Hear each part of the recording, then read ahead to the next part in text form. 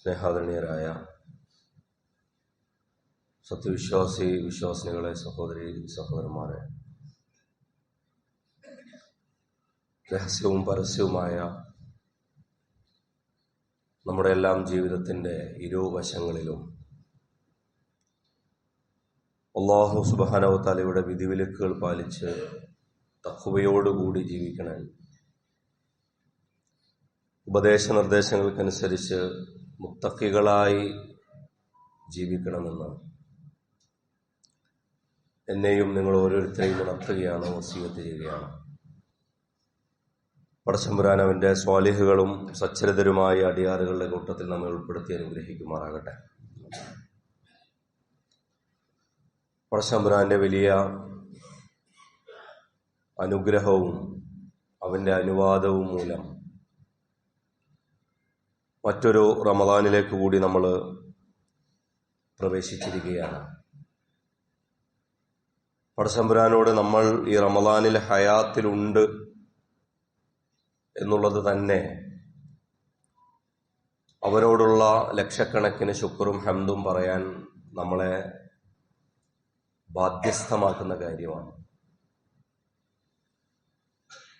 എന്തുകൊണ്ട് പടച്ചവൻ നമുക്ക് ഒരു ജീവിതം ഈ റമദാനിലും ബാക്കിയാക്കി എന്നുള്ളത് നമ്മളോടുള്ള അനൽപമായ ചെറുതല്ലാത്ത പടച്ചവന്റെ കരുതലും സ്നേഹവുമാണ് എന്ന് തന്നെയാണ് വിശ്വാസികൾ എന്നുള്ള നിലയ്ക്ക് നമ്മൾ മനസ്സിലാക്കുന്നത്. പടച്ചമ്പുരാൻ ഈ ദിനരാത്രങ്ങളെ ഏറ്റവും ഫലപ്രദമായ രീതിയിൽ ഉപയോഗപ്പെടുത്തുന്ന സത്യവിശ്വാസികളുടെ കൂട്ടത്തിൽ നമ്മൾ ഉൾപ്പെടുത്തുകയും പരലോകത്ത് ഏറ്റവും ഭംഗിയായി ഈ റമദാൻ കാലം നിർവഹിച്ചതിൻ്റെ പേരിൽ അവൻ്റെ ഇഷ്ടക്കാരിൽ ഉൾപ്പെടുത്തി അനുഗ്രഹിക്കുകയും ചെയ്യുമാറാകട്ടെ. ആമീൻ. നമ്മളെക്കുറിച്ച് ഏറ്റവും മികച്ച ഒരു പ്ലാൻ ഉള്ളത്, ഏറ്റവും മികച്ച പദ്ധതി ഉള്ളത് ആർക്കാണ് എന്ന് ചോദിച്ചാൽ ചിലപ്പോൾ നമ്മൾ പറയും നമുക്ക് തന്നെയാണ് ഉള്ളത്. ചിലപ്പോൾ നമ്മുടെ മാതാപിതാക്കളുടെ പ്ലാൻ അനുസരിച്ച് പോയ, അതല്ലെങ്കിൽ അങ്ങനെയൊക്കെ വളർന്നൊരു കാലം നമുക്കുണ്ട്. ജീവിതത്തിലെ ചില തീരുമാനങ്ങളൊക്കെ നമ്മൾ എടുത്തിട്ടുണ്ടാവുക നമ്മുടെ സുഹൃത്തുക്കൾ പറഞ്ഞ് അവരുടെ സമ്മർദ്ദത്തിനോ അതല്ലെങ്കിൽ അവരുടെ ഇഷ്ടത്തിനോ ഒക്കെ അനുസരിച്ചായിരിക്കും. പക്ഷെ ഏറ്റവും മികച്ച പ്ലാൻ, ഏറ്റവും മികച്ച നമ്മളെക്കുറിച്ചുള്ള പദ്ധതി അത് പടച്ച തമ്പുരാനാണ് ഉള്ളത് എന്ന് മനസ്സിലാക്കുന്നിടത്താണ് യഥാർത്ഥത്തിൽ വിശ്വാസി വിജയിച്ചു തുടങ്ങുന്നത് എന്ന് എൻ്റെ പ്രിയപ്പെട്ട സഹോദരങ്ങൾ മനസ്സിലാക്കണം. അള്ളാഹുവിന് നമ്മളെക്കുറിച്ചുള്ള കരുതലും സ്നേഹവും അവന് നമുക്ക് വേണ്ടിയുള്ള പദ്ധതികളും അതിനെ സർവാത്മന നമ്മൾ അംഗീകരിക്കുകയും സ്വീകരിക്കുകയും അതിൽ അവന്റെ വിധിക്ക് സന്തോഷപൂർവം കീഴടങ്ങുകയും ചെയ്യുമ്പോൾ ജീവിതത്തിൽ ചെറുതല്ലാത്ത മനോഹാരിത അതിനുണ്ടായിത്തീരുന്നു എന്നുള്ളത് ഒരു യാഥാർത്ഥ്യമാണ്. ഞാൻ ഈ ഖുതുബ തയ്യാറാക്കുന്നതിന്റെ ഭാഗമായി കഴിഞ്ഞ 2-3 ദിവസം മുമ്പ് ഇങ്ങനെ കുറെ കാര്യങ്ങളിലൂടെ ഇങ്ങനെ പോയിക്കൊണ്ടിരുന്നപ്പോൾ ഇന്നലെ ഞങ്ങളുടെ എല്ലാം സുഹൃത്ത്, അവന്റെ പേര് ജവാദ് എന്നാണ്. അപ്പൊ ജവാദ് ഇന്നലെ ഒരു കുറിപ്പ് ഞങ്ങൾ സുഹൃത്തുക്കൾക്കും ഒപ്പം തന്നെ അവന്റെ ഫേസ്ബുക്കിലും കുറിച്ചിട്ടുണ്ട്. ഈ റമദാനിന്റെ 1-ാമത്തെ ദിവസം ഞാൻ കുറിക്കുന്ന കുറിപ്പാണ് എന്ന് പറഞ്ഞിട്ടാണ് ജവാദ് ആ കുറിപ്പിട്ടിട്ടുള്ളത്.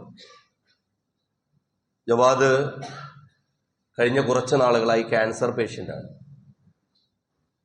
ഒരു 35 വയസ്സെത്തിയ ഒരു ചെറുപ്പക്കാരനാണ്. കുവൈറ്റിൽ ജോലി ചെയ്തുകൊണ്ടിരിക്കെ രോഗം സ്ഥിരീകരിക്കപ്പെട്ട് ഇപ്പോൾ നാട്ടിൽ വന്ന് മംഗലാപുരത്ത് ചികിത്സയിൽ തുടരുകയാണ്. ജവാദിന്റെ കുറിപ്പ് ഇങ്ങനെയാണ്. ഒരുപക്ഷെ ഞാൻ നിങ്ങൾക്ക് ഇന്ന് നടത്താൻ ഉദ്ദേശിച്ച ഖുതുബയേക്കാൾ നിങ്ങൾക്ക് ഉപകാരപ്പെടും എന്നുള്ളത് കൊണ്ടാണ് അതിന്റെ ആമുഖത്തിൽ ഞാൻ ഇത് പറയാമെന്ന് കരുതിയത്. ലാ യുകല്ലിഫുല്ലാഹു നഫ്സൻ ഇല്ലാ വുസ്അഹ.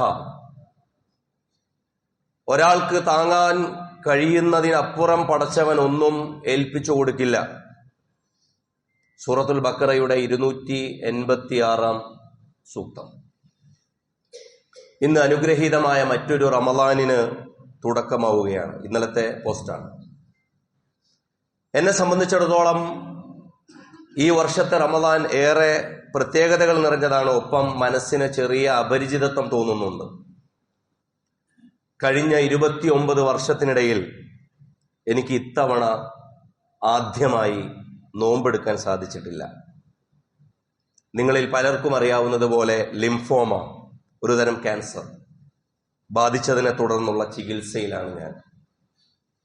ഇപ്പോൾ 3ാമത്തെ കീമോതെറാപ്പി പൂർത്തിയാക്കിയിരിക്കുന്നു.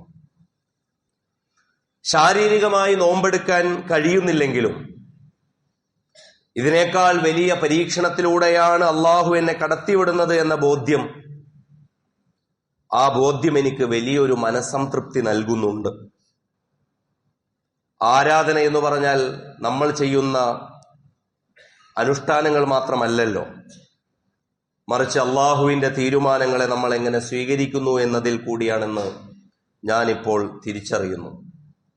എല്ലാ ഉയർച്ചകൾക്കും താഴ്ചകൾക്കും അൽഹംദുലില്ലാ. ഇതാണ് ജവാദിന്റെ പോസ്റ്റ്. ഒരുപക്ഷെ ഞാനും നിങ്ങളും ഒരു വിശ്വാസി എന്നുള്ള നിലയിൽ നമുക്ക് ജീവിതത്തിൽ വരുന്ന സുഖ ദുഃഖങ്ങളെ, അനുഗ്രഹ നിഗ്രഹങ്ങളെ, നമ്മൾ നമ്മുടെ ജീവിതത്തിലെ വലിയ കഷ്ടനഷ്ടങ്ങൾ എന്ന് കരുതിയിട്ടുള്ള ഒരുപാട് ജീവിത സന്ത്രാസങ്ങളെ, അതല്ലെങ്കിൽ അതിലെ പ്രതിസന്ധികളെ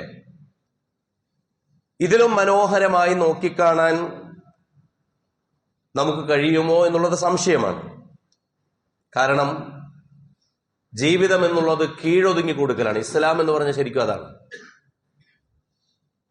വളരെ പ്രധാനപ്പെട്ട 2 അറബി വാക്കുകളാണല്ലോ ഇസ്ലാമും ഈമാനും. ഇസ്ലാം എന്ന് പറഞ്ഞാൽ അതിന് സമാധാനം എന്ന അർത്ഥമുണ്ട്, സലാം, സലാമിലേക്ക് കയറൽ എന്ന അർത്ഥമുണ്ട്. പക്ഷെ അതിനേക്കാൾ കൂടുതൽ പടച്ചവന് ഞാനിതാ മുഴുവൻ സമർപ്പിച്ചിരിക്കുന്നു. ഈ മുഴുവൻ സമർപ്പിച്ചതിന്റെ ഏറ്റവും മികച്ച രൂപം ഒരു ആരാധനാ കർമ്മത്തിൽ എടുത്ത് വെക്കാൻ പറ്റുമെങ്കിൽ അതിൽ മുന്തിയ ഇനം ഐറ്റം അതാണ് നോമ്പ് എന്ന് പറയുന്നത്. നോമ്പ് എന്നുള്ളതിന് അറബി ഭാഷയിൽ സൗം എന്ന് പറയും. സൗം എന്ന് പറഞ്ഞാൽ അംസക, അതല്ലെങ്കിൽ ഇംസാഖ്, പിടിച്ചുവെക്കൽ എന്നാണ് അർത്ഥം. ഹറാമായ കാര്യങ്ങളിൽ നിന്ന് വിട്ടുനിൽക്കലല്ല. ചിലരൊക്കെ അങ്ങനെ തെറ്റിദ്ധരിക്കാറുണ്ട്. നമുക്ക് തന്നെയുള്ള പ്രാഥമികമായ ഒരു തെറ്റിദ്ധാരണ അതാണ്. ഹറാമിൽ നിന്ന് രക്ഷപ്പെടലാണ് നോമ്പ്. അല്ല, ഹലാലിൽ നിന്ന് തന്നെ രക്ഷപ്പെടലാണ് നോമ്പ്. കാരണം ഹലാലായ ഭക്ഷണത്തിൽ നിന്നും, ഹലാലായ വെള്ളത്തിൽ നിന്നും, ഹലാലായി പടച്ചവൻ അനുവദിച്ച ഒരുപാട് കാര്യങ്ങളിൽ നിന്നുമാണ് നിങ്ങൾ നോമ്പിൽ വിട്ടുനിൽക്കുന്നത്. അപ്പൊ ഹറാമിനെ കുറിച്ച് ചിന്തിക്കുകയേ വേണ്ട. കാരണം ഹറാമിൽ നിന്ന് വിശ്വാസി വിട്ടുനിന്നേ പറ്റൂ. കാരണം അവൻ ഹലാലിൽ നിന്ന് പോലും അള്ളാഹു പറഞ്ഞാൽ വിട്ടുനിൽക്കാൻ തയ്യാറാണ്. ഇത് വലിയൊരു ബോധ്യമാണ്. എന്റെ ജീവിതത്തിൽ ഹറാം വരാൻ ഒരു സാധ്യതയുമില്ല. കാരണം ഹലാല് പോലും പടച്ചവൻ പറഞ്ഞപ്പോൾ കൈവിട്ടവനാണ് ഞാൻ. നമസ്കാരത്തിൽ അങ്ങനെയാണ്. തക്ബീറത്തുൽ ഇഹ്റാം എന്നാണ് അതിനെ കുറിച്ച് പറയുക. ഇഹ്റാം ഹറാമാക്കുന്ന തക്ബീർ എന്നാണ്. എന്ത് ഹറാമാക്കി? ആ നമസ്കാരത്തിന് തൊട്ട് മുമ്പ് എനിക്ക് ഹലാലായ കാര്യങ്ങൾ എനിക്ക് ഹറാമാക്കി. അതാണ് തക്ബീറത്തുൽ ഇഹ്റാം. ഹറാമിന്റെ തക്ബീർ എന്നാ ശരിക്കും, ഹറാമാക്കുന്ന തക്ബീർ എന്നാണ്. ഹജ്ജിന് കയറുമ്പോൾ അങ്ങനെയാണ്. ഇഹ്റാം കെട്ടി പ്രവേശിക്കാൻ നമ്മൾ പറയാം. കാരണം എന്താ? അതുവരെ എനിക്ക് ഹലാലായത് ഇനി ഞാൻ ഹലാല് പോലെ ഒഴിവാക്കുന്നു. അതുവരേക്കും എനിക്ക് അനുവദനീയമായ സമ്പത്തായിരുന്നു. പക്ഷെ നിസാബ് എത്തിയപ്പോ അത് വേറൊരുത്തന്റെ സമ്പത്തായി, 2.5 ഹറാമായി എനിക്ക്. അതാണ് സക്കാത്ത്. ശരിക്കും ഹറാം ഒഴിവാക്കലാണ് സക്കാത്ത്. അല്ല സ്വന്തം ധനം കൊടുക്കില്ല. സ്വന്തം ധനം കൊടുക്കണമെന്നുണ്ടെങ്കിൽ സ്വതക്ക കൊടുക്കണം. സക്കാത്ത് നിങ്ങളുടെ സ്വന്തം ധനം കൊടുക്കലല്ല. കാരണം വഫി അംവാലിഹിം ഹഖ്ഖും മഅലൂം ലിസ്സാഇലി വൽ മഹ്റൂം. അതായത് ഖുദ് എന്നാണ് പറഞ്ഞത്, നിങ്ങൾ എടുക്കൂ എന്നാണ് പറഞ്ഞത് റസൂലുള്ളാഹി സ്വല്ലല്ലാഹു അലൈഹി വസല്ലമയോ. അപ്പൊ നമസ്കാരത്തിൽ, നോമ്പിൽ, സക്കാത്തിൽ, ഹജ്ജിൽ എല്ലാം നമുക്ക് ഹലാലായത് തന്നെ നമുക്ക് ഹറാമാക്കുന്ന പദ്ധതിയാണ്. അപ്പൊ എന്റെ പ്രിയപ്പെട്ടവരെ, നമ്മളൊന്ന് ആലോചിച്ച് നോക്കൂ. ജീവിതം മുഴുക്കെ തന്നെ അള്ളാഹുവിന് സമർപ്പിക്കാൻ പറ്റുന്ന ഒരു വിശ്വാസിയുടെ ജീവിതം എത്രമേൽ അതിമധുരമായിരിക്കുമെന്ന്. കാരണം അതുകൊണ്ടാണ് നബി സല്ലല്ലാഹു അലൈഹി വസല്ലം ആയിഷ ബീവി റളിയല്ലാഹു അൻഹയോട് ഒരിക്കൽ പറയുന്നുണ്ട്, ഇടയ്ക്കൊന്ന് സ്വർഗത്തിന്റെ വാതിൽ ഇങ്ങനെ മുട്ടി നോക്കണം. ദവാമി ഖർഅ ബാബിൽ ജന്ന, അല്ലയോ ആയിഷ, നീ സ്വർഗത്തിന്റെ വാതിൽ ഇങ്ങനെ മുട്ടി നോക്കണം. ബിമയാ റസൂലല്ലാഹ്, അള്ളാന്റെ റസൂലെ, എങ്ങനെയാണ് ഞാൻ സ്വർഗത്തിന്റെ വാതിൽ മുട്ടേണ്ടത്? ബിൽ ജൂ, ഇടക്കൊക്കെ ഒന്ന് എന്ത് ചെയ്യണം? വിശന്നിരിക്കണം. ഈ വിശന്നിരിക്കുക എന്ന് പറയുമ്പോൾ നമ്മൾ പറയാറുള്ള ഈ ക്ലേശയ വർത്താനുണ്ട്. അതായത് എപ്പോഴും പറഞ്ഞ് പഴകിപ്പൊളിച്ചൊരു കാര്യമുണ്ട്. അതായത് ധനികനും ദരിദ്രനും ഒരേപോലെയാകുന്ന പ്രോസസ്സാണ് നോമ്പ്. അങ്ങനെയൊന്നുമില്ല. കാരണം ഉറപ്പുള്ള ഒരു ഭക്ഷണത്തെ പ്രതീക്ഷിച്ചിട്ടാണ് ധനികൻ നോമ്പ് നോൽക്കുന്നത്. നമ്മളൊക്കെ ഇന്ന് ഏറ്റവും ചുരുങ്ങിയത് നോമ്പ് എടുക്കുന്നതിന് മുമ്പേ തന്നെ നോമ്പ് തുറക്കാനുള്ള സാധനം റെഡിയായിരിക്കും. അതായത് എന്താണോ ഉള്ളത്, അനിശ്ചിതത്വങ്ങളുടെ ജീവിതമുണ്ട്. അതുകൊണ്ട് ഏറ്റവും ചുരുങ്ങിയത് നിങ്ങളെ പട്ടിണിക്കിടുക, അതല്ലെങ്കിൽ നിങ്ങൾ വിശന്നിരിക്കുക എന്നുള്ളത് നിങ്ങളുടെ കയ്യിൽ സുലഭമായ കുറെ കാര്യങ്ങൾ ഉണ്ടാകുമ്പോഴും നിങ്ങൾ ആ കാര്യങ്ങളിൽ ദൗർലഭ്യമുള്ളവരെ നിങ്ങൾ ഓർക്കുക, അവരോട് സമരസപ്പെടുക എന്നുള്ളത് കൂടിയാണ്. അതല്ലാതെ അനുഭവത്തിലൂടെ കടന്നു പോവുക എന്നുള്ളത് മാത്രമല്ല. നോമ്പ് എന്നുള്ളത് ഒരു ഡയറ്റിംഗ് ആയിട്ട് നിരീക്ഷിക്കുകയും നിർദ്ദേശിക്കുകയും ചെയ്യുന്നവരുണ്ട്. അതതിന്റെ ശാരീരിക ഫലം എന്നുള്ള നിലക്ക് കിട്ടുന്നതുകൊണ്ട് കുഴപ്പമൊന്നുമില്ല. പക്ഷെ അതിന്റെ ഉദ്ദേശ്യം എന്തോ ഒരു ശാരീരിക ഗുണം കിട്ടലാണ് എന്ന് മാത്രം വരരുത്. ശാരീരിക ഗുണം കിട്ടണം, പക്ഷെ പലരുടെയും നോമ്പിന് തന്നെയുള്ളൊരു പ്രശ്നം ആ ശാരീരിക ഗുണം കിട്ടാറില്ല എന്നുള്ളത് കൂടിയാണ്. ഇതിൽ ഏറ്റവും പ്രധാനമായി സംഭവിക്കുന്നത് അല്ലാഹു സുബ്ഹാനഹു വ തആല ഇബാദത്ത് എന്ന് പറഞ്ഞാൽ, സമർപ്പണം എന്ന് പറയുമ്പോൾ എന്താണ് എന്നെ കൊണ്ട് സമർപ്പിച്ച് വിശ്വാസി എന്നുള്ള നിലക്ക് ഈ ലോകത്ത് പടച്ചവന് കൊടുക്കാവുന്ന സമർപ്പണത്തിന്റെ അതിലപ്പുറമുള്ള ഒരു ഘട്ടം പടച്ചവൻ വെച്ചിട്ടില്ല. അതാണ് പടച്ചവൻ വെച്ചിട്ടുള്ളതിന്റെ ഏറ്റവും പരമാവധി ഇതൊക്കെയാണ്. ബനൂ ഇസ്രായേലിന്റെ ചില നോമ്പുകളെ കുറിച്ചൊക്കെ ചരിത്രത്തിൽ കാണാൻ സാധിക്കും. അവര് രാത്രി നോമ്പെടുത്തിട്ട്, രാത്രി നോമ്പ് തുറന്നിട്ട് നോമ്പ് തുറക്കുന്നത് മുതൽ പിന്നീട് വീണ്ടും അവരുടെ നോമ്പ് തുടങ്ങുന്ന. ഇസ്ലാം അത്രമേൽ കർശനമാക്കിയിട്ടൊന്നുമില്ല. എന്നല്ല, അത്താഴം കഴിച്ച് നോമ്പെടുക്കാനാണ് പറഞ്ഞിട്ടുള്ളത്. അതായത് മനുഷ്യനെ അങ്ങോട്ട് പീഡിപ്പിച്ച് കൊല്ലലല്ലത്. ശരിക്കും 2 നേരം തന്നെ മിതമായ രീതിയിൽ ഭക്ഷണം കഴിച്ചാൽ തന്നെ ജീവിച്ചു പോകാവുന്നതേ ഉള്ളൂ മനുഷ്യൻ, നമുക്കറിയാം. പക്ഷെ അതൊരു തയ്യാറെടുക്കലാണ്. ഇപ്പോൾ സുബഹിന് മുമ്പ് നമ്മൾ ഏറ്റവും കൂടുതൽ എഴുന്നേൽക്കാത്ത സമയം ഏതാ ശരിക്കും നമ്മുടെ ജീവിതത്തിൽ? സുബഹിക്കുമ്പാണ്, അല്ലേ? ആണല്ലോ.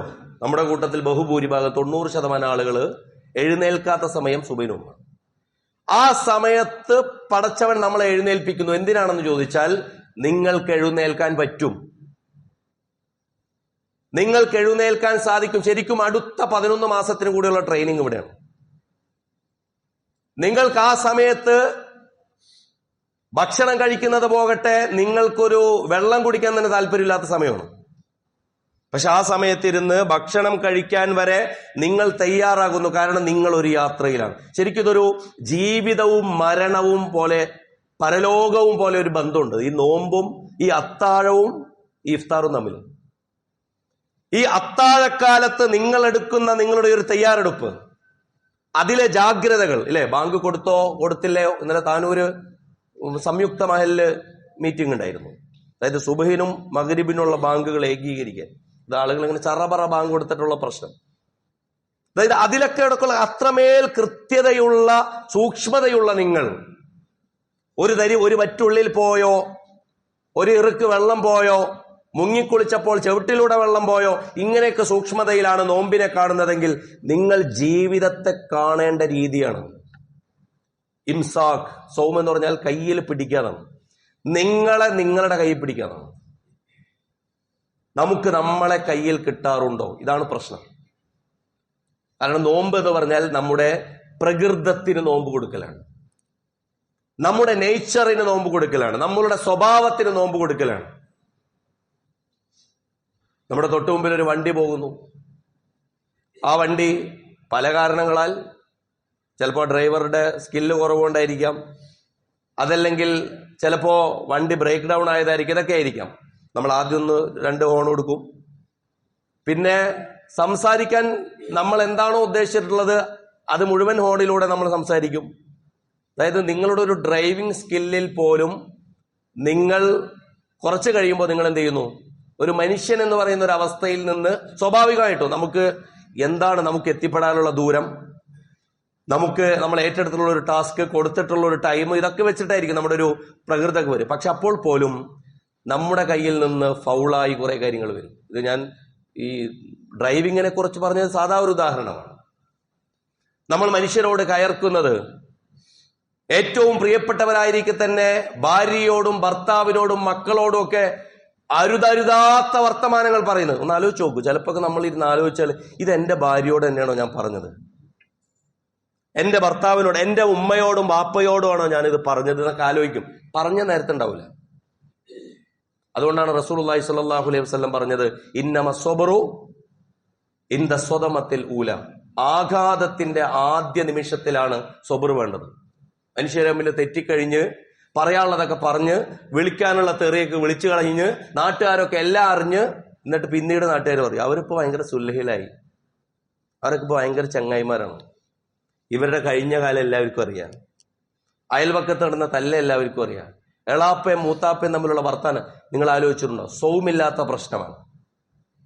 ജീവിതത്തിൽ സൗമില്ലാത്ത പ്രശ്നമാണ്. ജീവിതത്തിൽ ഇംസാക്കില്ലാത്ത പ്രശ്നമാണ്. സ്വന്തം കൺട്രോൾ സ്വന്തം കയ്യിലില്ലാതെ അത് ഇബ്ലീസിന് കൊടുത്ത പ്രശ്നമാണ്. അതുകൊണ്ടാണ് വഅമ്മാ മൻ ഖാഫ മഖാമ റബ്ബിഹി വനഹൻ നഫ്സ അനിൽ ഹവാ. നാളെ പടച്ചോന്റെ മുമ്പിൽ നിൽക്കേണ്ടി വരും എന്നുള്ളതിനെ കുറിച്ച് ആലോചിക്കുകയും തനിക്ക് തോന്നിയത് ചെയ്യാതിരിക്കുകയും ചെയ്തവൻ. വനഹൻ നഫ്സ അനിൽ ഹവ. ഹവ എന്ന് പറഞ്ഞാൽ ശരിക്കും ഇച്ഛ എന്നൊക്കെ പറഞ്ഞിട്ട് അർത്ഥ ആളുകൾക്ക് മനസ്സിലാകാതെ പോയൊരു സാധനമാണ്.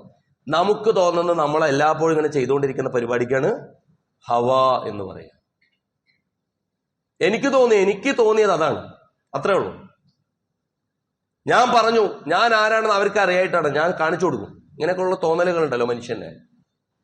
ശരിക്കുള്ള ഞാൻ എടുത്തിട്ടില്ല അല്ലെ? ആളുകൾ അങ്ങോട്ടും ഇങ്ങോട്ടൊക്കെ പറയുന്ന സാധനമാണ്. ഇത്ര നേരം ഞാൻ ക്ഷമിച്ചു, ശരിക്കുള്ള ഞാൻ എൻ്റെ ഉള്ളിലുണ്ട്, അതുകൊണ്ട് അധികം കളിക്കാൻ നിൽക്കണ്ട. ശരിക്കുള്ള മുഹമ്മദിനെ നിങ്ങൾ അറിഞ്ഞിട്ടില്ല. അപ്പൊ ശരിക്കുള്ള മുഹമ്മദിനെ ഇങ്ങനെ മൂടി വെച്ചേക്കാണ്. ഇടയ്ക്ക് ഈ മുഹമ്മദ് ഇങ്ങനെ പുറത്തേക്ക് വരും, ആളുകളോട് കയർക്കും, വേണ്ടാത്തത് പറയും, വീട്ടിൽ ജഗജില്ലാടിയാകും, നാട്ടിലെ പ്രിയപ്പെട്ടവൻ പോലും വീട്ടിലെ പൊട്ടിത്തെറിയാകും. അള്ളാഹ് പറയുന്നു, സൗം, നിങ്ങൾ നോമ്പിലൂടെ നേടിയെടുക്കേണ്ടത് നിങ്ങളെ പിടിക്കലാണ്, നിങ്ങളുടെ കൺട്രോളിൽ കൊണ്ടുവരലാണ്. ഇത് നേടിയെടുക്കാൻ സാധിക്കുക. അല്ലാത്ത പക്ഷം നിങ്ങൾ ഇത് വെറുതെയാണ്. പിന്നെ നോമ്പ്, ഭക്ഷണം, ഇതൊക്കെ ഇതിന്റെ ഒരു സിമ്പിളാണ്, പ്രതീകമാണ്. അതുകൊണ്ടാണ് മല്ലം യദ ഖൗല സൂരി വൽ അമല ബിഹി ഫലൈസ ലില്ലാഹി ഹാജ ഫി അയ്യദ തഅമഹു വശറാബഹു. പടച്ചോൻ ആവശ്യമില്ല നിങ്ങൾ ഇങ്ങനെ പട്ടിണി കിടന്ന് ദാഹിച്ച് ഇങ്ങനെ വലയേണ്ട ആവശ്യമൊന്നുമില്ല എന്ന് റസൂലുള്ളാഹി സ്വല്ലല്ലാഹു അലൈഹി വസല്ലം പറയാനുള്ള കാരണമാണ്. പിന്നെ നോമ്പ് കാലത്ത് നമുക്ക് ഈ ഭക്ഷണം പോലെ തന്നെ വലിയൊരു പ്രശ്നം വരും, ആത്മീയദാഹം വരും. ആത്മീയദാഹം വരുമ്പോൾ ഉണ്ടാകുന്ന ഒരു പ്രശ്നം എന്താണെന്ന് വെച്ചാൽ, ഈ മൈക്രോ ഹാബിറ്റ്സിന് പകരം, അതായത് ചെറിയ ചെറിയ മാറ്റങ്ങൾ ജീവിതത്തിൽ ഉണ്ടാക്കുന്നതിന് പകരം വലിയ ടാർഗറ്റൊക്കെ നിശ്ചയിക്കും. വലിയ മാറ്റങ്ങൾ കൊണ്ടുവരണം, ശരിയാണ് ജീവിതത്തിൽ. പക്ഷെ വലിയ മാറ്റങ്ങളെല്ലാം ചെറിയ മാറ്റങ്ങളിലൂടെ ഉണ്ടാവും.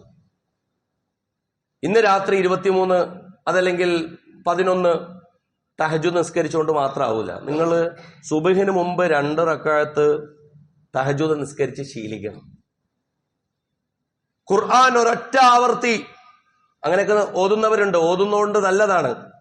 ഇന്നലെ നമ്മുടെ ഉമ്മുൽ ഖുറ വയനാട് ഉമ്മുൽഖുറയിലെ 2 കുട്ടികൾ 2 ദിവസം കൊണ്ട് പൂർണ്ണമായി അവർ അതിൽ തന്നെ ഇഅ്തികാഫ് ചെയ്യുന്നവരാണ്. അപ്പോൾ അവർ അങ്ങനെ ചെയ്യും. 2 ദിവസം കൊണ്ട് പൂർണ്ണമായിട്ട് ഖത്തം ചെയ്ത് കഴിഞ്ഞു. അവരുടെ 2ാമത്തെ ഖത്തമായി. ഇപ്പോൾ ഈ 2 ദിവസമല്ലേ ആയിട്ടുള്ളൂ. ഇപ്പം 2ാമത്തെ ദിവസമാണ്. മിനിയാന്ന് മഗ്‌രിബിന് തുടങ്ങിയതാണ്. അപ്പോൾ ഒരു തവണ കഴിഞ്ഞു, 2ാമത്തേലേക്ക് അവർ കയറി. പക്ഷെ ഇത് എല്ലാവർക്കും സാധിച്ചോളണമെന്നില്ല.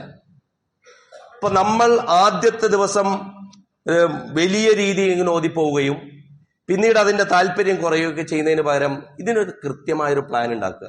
ഖുർആൻ ഓതാൻ, അതല്ലെങ്കിൽ ഒരു സൂറത്തെങ്കിലും പഠിക്കാൻ. നമ്മുടെ നമസ്കാരത്തിൽ നമ്മൾ ശീലിച്ചിട്ടില്ലാത്ത ചിലത്, തറാവീഹ് നമസ്കാരം ഒരു ജമാഅത്തായി ഇപ്പൊ നടക്കുന്നത് കൊണ്ട് നമുക്കിടയിൽ അതൊരു നിസ്കാരം പോലെ ആയിട്ടുണ്ട്. അത് കുഴപ്പമൊന്നുമില്ല. പക്ഷെ അതിനും അപ്പുറം നമുക്ക് നമ്മളുടെ റവാത്തിബുകളിൽ, നമ്മളുടെ രാത്രിയിലുള്ള ഒരു 2 റക്അത്തെങ്കിലും രാത്രി എഴുന്നേറ്റ് നമസ്കരിക്കുന്നതിൽ നമുക്ക് നമ്മുടേതായ ഒരു മൈക്രോ ഹാബിറ്റ്, ആറ്റോമിക് ഹാബിറ്റ് എന്നൊക്കെ പറഞ്ഞ് പുതിയ കാലത്ത് അങ്ങനത്തെ, അതായത് കുഞ്ഞു കുഞ്ഞു കാര്യങ്ങളിലൂടെയാണ് വലിയ കാര്യങ്ങൾ ജനിക്കുന്നത്. നമ്മളെ വിമലീകരിക്കേണ്ടത് അങ്ങനെയാണ്, നമ്മളെ ശുദ്ധീകരിക്കേണ്ടതും അങ്ങനെയാണ്. ഇസ്ലാമിലെ ഡൂസ് എന്നുള്ളത് പോലെ തന്നെ വളരെ പ്രധാനപ്പെട്ടതാണ് ഡോൺസ്. റമളാൻ വരുമ്പോൾ എന്ത് ചെയ്യും എന്നാണ് എല്ലാവരും ആലോചിക്കുക. റമളാൻ വരുമ്പോൾ എന്ത് ചെയ്യാതിരിക്കാം എന്നുള്ളത് കൂടി ആലോചിക്കണം. റമളാൻ വരുമ്പോൾ എന്ത് ചെയ്യും എന്നുള്ളതല്ല, ചെയ്യലുണ്ട്. പക്ഷെ ചെയ്യുന്നതിനേക്കാൾ വലിയ പ്രതിഫലമുള്ള കുറെ കാര്യങ്ങളുണ്ട്. എന്റെ ജീവിതത്തിൽ ചെയ്യാതിരിക്കേണ്ട കുറെ കാര്യങ്ങൾ. ഞാൻ നേരത്തെ പറഞ്ഞല്ലോ, നമ്മൾ നമ്മളുടെ കൺട്രോളിലുണ്ടോ എന്നാലോചിച്ചുകൊണ്ട് നമ്മളുടെ സ്വഭാവത്തിലെ, നമ്മളുടെ ആറ്റിറ്റ്യൂഡിലെ, നമ്മൾ മറ്റുള്ളവരോട് വെച്ച് പുലർത്തുന്ന നമ്മളുടെ പ്രകൃതത്തിലെ, നമ്മളുടെ സംസാരത്തിലെ, ഇതിലൊക്കെ നമുക്ക് ബോധപൂർവം നമുക്ക് മാറ്റം വരുത്താം. നിങ്ങൾ ഈ പുതിയ കാലത്ത് ഈ പബ്ലിക് സ്പീക്കിംഗ് എന്നൊക്കെ പറഞ്ഞ് കുറെ ട്രെയിനിങ് ഉണ്ട്. ആളുകളോട് എങ്ങനെ സംസാരിക്കണം, ഈ സംസാരിക്കുന്നതിന് ട്രെയിനിങ് എടുക്കും. അതൊക്കെ ഒരു ബിസിനസ് പർപ്പസിന് വേണ്ടിയും കോർപ്പറേറ്റ് ആവശ്യങ്ങൾക്ക് വേണ്ടിയിട്ടൊക്കെ കൃത്യമായ ട്രെയിനിങ് കൊടുക്കുന്ന കോഴ്സുകളൊക്കെ ഉണ്ട്. പക്ഷെ മനുഷ്യൻ എന്നുള്ള നിലക്ക് തന്നെ നമുക്കത് വേണ്ടേ? കുറച്ച് ആളുകളോട് എപ്പോഴും ഒരു സുസ്മരവദനായി, അവരോട് പുഞ്ചിരിച്ച മുഖവുമായി, ആളുകൾക്ക് എപ്പോഴും സന്തോഷം കൊടുക്കുന്ന ഒരു ഭാഷ സ്വീകരിക്കാൻ. അവരെ കാണുമ്പോൾ ഒന്ന് ചിരിക്കേയില്ല ഒരാൾ. അയാൾ ശ്രമിക്കേണ്ടതെന്നറിയോ? എങ്ങനെ ചിരിക്കാന്നൊക്കെ നോക്കലാണ്. ഞാൻ ഇങ്ങനെ തന്നെയാണെന്ന് പറയലല്ല. എപ്പോഴും വർത്തമാനം പറയുമ്പോൾ മറ്റുള്ളവർക്ക് ഒരു കല്ലുകടിയാകുന്ന വർത്തമാനം വരുന്ന ആള് അത് പോക്കിക്കളയാണ് വേണ്ടത്. അതിൽ നിന്നുള്ള ശ്രദ്ധ, ആ കാര്യത്തിൽ ശ്രദ്ധയുണ്ടായി അതിൽ നിന്ന് വിടുതലുണ്ടാവുകയാണ് വേണ്ടത്. കാരണം നിങ്ങൾക്ക് ചെയ്യാവുന്ന ഏറ്റവും വലിയ സ്വതക്കയെക്കുറിച്ച് പരിചയപ്പെടുത്തുന്ന റസൂലുള്ളാഹി സ്വല്ലല്ലാഹു അലൈഹി വസല്ലം പറഞ്ഞത് സുറൂറുൻ തുദ്ഖിലുഹു അലാ ഖൽബി മുസ്ലിം എന്നാണ്. നിങ്ങൾക്ക് മറ്റൊരാളുടെ ഹൃദയത്തിൽ സന്തോഷത്തിന് കാരണമാക്കാവുന്ന എന്തെങ്കിലും ഒന്നുണ്ടായി. ചിലപ്പോൾ ചിലയിടത്ത് നിങ്ങൾ മിണ്ടാതിരുന്നാലായിരിക്കും സന്തോഷം ഉണ്ടാവുക. അപ്പോൾ ഒരു ഡയലോഗ് പറയുന്നതിനേക്കാൾ നന്നാവും മിണ്ടാതിരിക്കലായിരിക്കും. ഇത് നമുക്ക് എല്ലാവർക്കും ശീലിക്കാനുണ്ടാവും. കാരണം മനുഷ്യരെന്നുള്ള നിലയിൽ നമ്മളുടെ ഗുണം തന്നെ ഇംപെർഫെക്ഷനാണ്, അപൂർണതയാണ് മനുഷ്യന്റെ ഗുണം. ഈ അപൂർണരായ മനുഷ്യർ എങ്ങനെയാണ് പൂർണ്ണരാകുന്നത്? പടച്ചവൻ നമുക്ക് വെച്ച സിസ്റ്റത്തിലൂടെയാണ്. 5 നേരം നമ്മൾ പള്ളിയിൽ പോകുന്നത്, നിസ്കരിക്കുന്നത് എന്തിനാണെന്ന് ചോദിച്ചാൽ നമ്മളുടെ അപൂർണതയെ സമ്മതിക്കുകയാണ്. നമ്മൾ ഖുർആൻ പാരായണം ചെയ്ത എങ്ങനെ ഖുർആൻ പാരായണം ഇങ്ങനെ എടുത്ത് ഇങ്ങനെ ഓടുന്നു. റസൂലുള്ളാഹി സ്വല്ലല്ലാഹു അലൈഹി വസല്ലം പറയാ, ചിലര് ഖുർആൻ ഓതുമ്പോ അവസാനത്തെ ആയത്തിലായിരിക്കും അവരുടെ കണ്ണെന്ന്. പലർക്കും സംഭവിക്കാനുള്ള ഈ ഒരു ജുസ് പൂർത്തിയാക്കുന്ന വ്യഗ്രതയില്, അതല്ലെങ്കിൽ ഖത്തം ചെയ്യുന്ന വ്യഗ്രതയിൽ ഖുർആൻ ഓതുന്നുണ്ടാവും. പക്ഷേ ഖുർആനുമായി ഒരു ബന്ധമില്ലാത്ത റുബ്ബതാലിൽ ഖുർആൻ വൽ ഖുർആനു യൽഅനുഹു, എത്രയോ ഖുർആൻ ഓതുന്നവർ, പക്ഷെ അവനറിയുന്നുണ്ടോ ഖുർആൻ അവനെ ശപിക്കുകയാണ്. കാരണം ഖുർആന് കൊടുക്കേണ്ട ഒരു ഹക്കോ ഖുർആൻ ഹൃദയം ഏറ്റുവാങ്ങിയിട്ടില്ല എന്ന്. ഇസ്ലാമിന്റെ മഹാകവി അല്ലാമ മുഹമ്മദ് ഇഖ്ബാലിന്റെ വളരെ പ്രസിദ്ധമായ ഒരു കവിതയുണ്ട്. തെരേ ജമീർ പേ ജബ് തക് ന ഹോ നുസൂൽ കിതാബ്, തെരേ ജമീർ പേ, നിന്റെ ഹൃദയത്തിൽ ജബ് തക് ന ഹോ നുസൂൽ കിതാബ്, ഈ കിതാബ്, ഈ ഖുർആൻ നിന്റെ ഹൃദയത്തിൽ ഇത് ഇറങ്ങിയിട്ടില്ലെങ്കിൽ ഗിറാ കുഷാഹന റാസി ന സാഹിബ കശാഫ്, ഇമാം റാസിയുടെയും സാഹിബ് കശാഫ് ജമഖ്ശരിയുടെയും ഇസ്ലാമിക ലോകത്തെ വലിയ വലിയ തഫ്സീർ എഴുതിയിട്ടുള്ള 2 പേരാണ്. ഒന്ന് റാസി, മറ്റൊന്ന് ജമഖ്ശരി, കശാഫിന്റെ ഗ്രന്ഥകർത്താവ്. അപ്പോ ഇമാം റാസിയുടെ തഫ്സീറും സമഖ്ശരിയുടെ കശാഫും അതുപോലെയുള്ള വലിയ വലിയ തടിച്ച പുസ്തകങ്ങൾ ഇത് വായിച്ചിട്ട് കുറെ ഇൽമുണ്ടാക്കി ഇതാണോ ഖുർആൻ പഠനം എന്നാണോ നിങ്ങൾ കരുതിയിരിക്കുന്നത്? അതൊക്കെ ഖുർആനെ കുറിച്ചുള്ള അറിവാണ്. ഖുർആൻ നിങ്ങളിൽ ഹൃദയ സാന്നിധ്യത്തോടുകൂടി ഉണ്ടാകേണ്ട ഒരു ഭാവത്തിന് നിങ്ങൾ നിങ്ങളുടെ നിസ്സഹായത സമ്മതിക്കുന്നതിന്റെ പേരാണ്. പടച്ചവന്റെ മഹത്വം ഉദ്ഘോഷിക്കുന്നതിന്റെ പേരാണ്. ഈ ലോകത്തെ മനുഷ്യന്റെ ദൗത്യത്തെ അംഗീകരിക്കുന്നതിന്റെ പേരാണ്.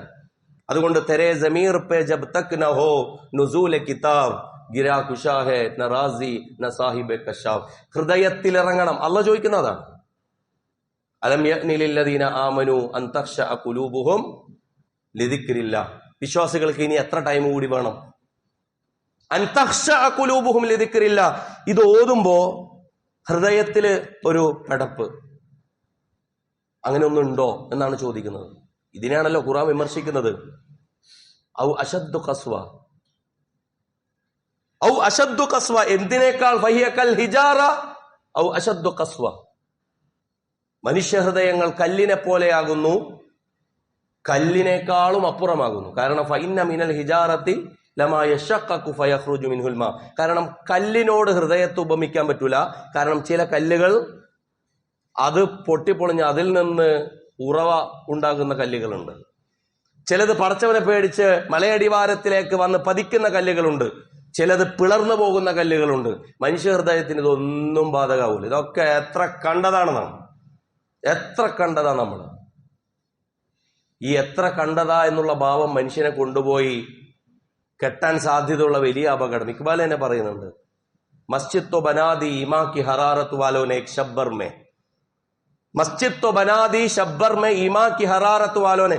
ഈമാൻ വരെയാണ്, റമദാൻ വരെയാണ്, അതുപോലെ തന്നെ ഈ ഹജ്ജ് വരെയാണ്. ഇങ്ങനെയൊക്കെ പറഞ്ഞിട്ട് ഒരൊറ്റ രാത്രിയിൽ പള്ളി ഉണ്ടാക്കിയവർ മൻ അപ്ന പുരാന പാബി ഹെ.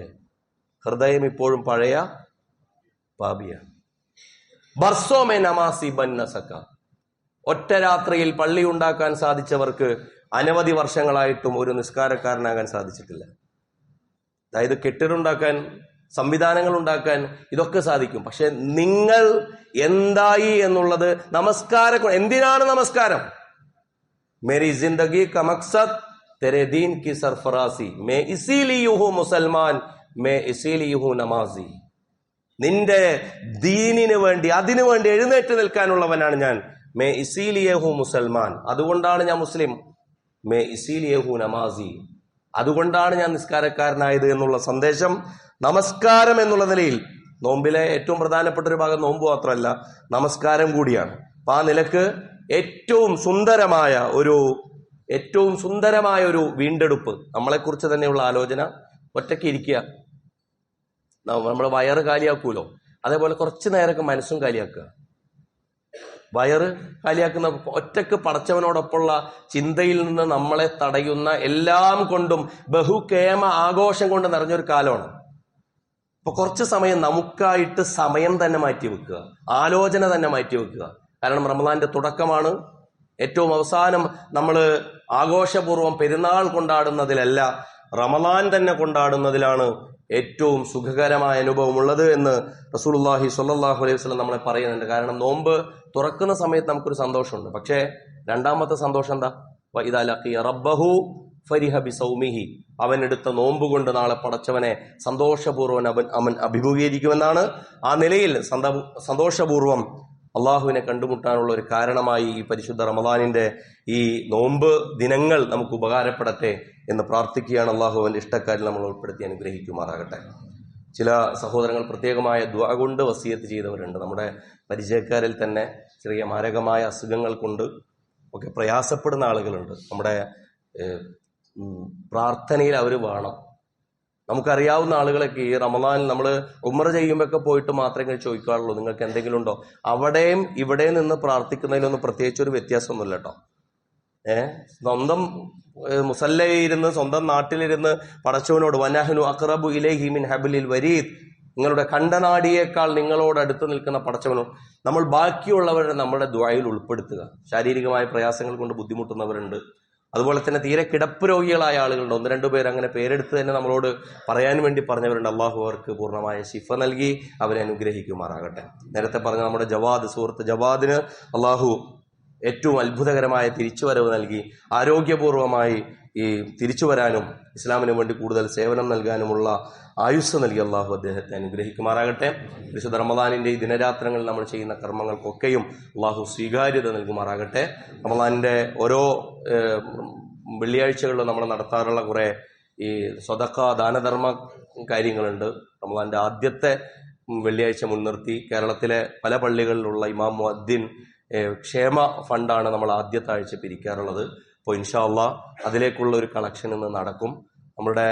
നമുക്കറിയാലോ, ഏറ്റവും ചുരുങ്ങിയ രീതിയിൽ അവരുടേതായ ഈ ഉപജീവനം കൊണ്ടും മറ്റുമൊക്കെ പിന്നാക്കം നിന്നു പോകുന്ന മനുഷ്യരാണ്. അവരുടെ കേരളത്തിൽ ആകമാനമുള്ള ഒരു 100-100 പള്ളികളെ കേന്ദ്രീകരിച്ച് നടക്കുന്ന ഒരു ഫണ്ടിലേക്ക് കൂടിയുള്ള ഒരു കളക്ഷനാണ്. നിങ്ങളാൽ സാധ്യമാകുന്ന സഹകരണം അതിൽ നൽകണമെന്ന് ഈ സന്ദർഭത്തിൽ സൂചിപ്പിക്കുകയാണ്.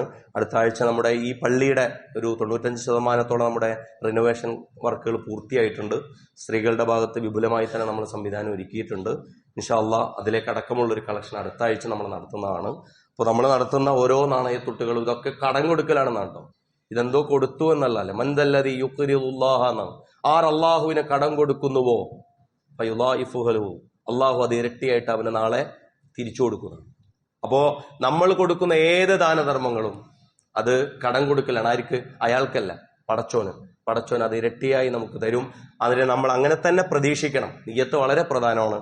പടച്ചവൻ ആ നിലയിൽ നമ്മുടെ സൽക്കർമ്മങ്ങൾക്ക് സ്വീകാര്യത നൽകി അനുഗ്രഹിക്കുമാറാകട്ടെ. വാഖൂലു ഖൗലി ഹാദാ വസ്തഗ്ഫിറുല്ലാഹ ലി വലക്കും വസ്തഗ്ഫിറുഹു ഇന്നഹു ഹുവൽ ഗഫൂറുർ റഹീം.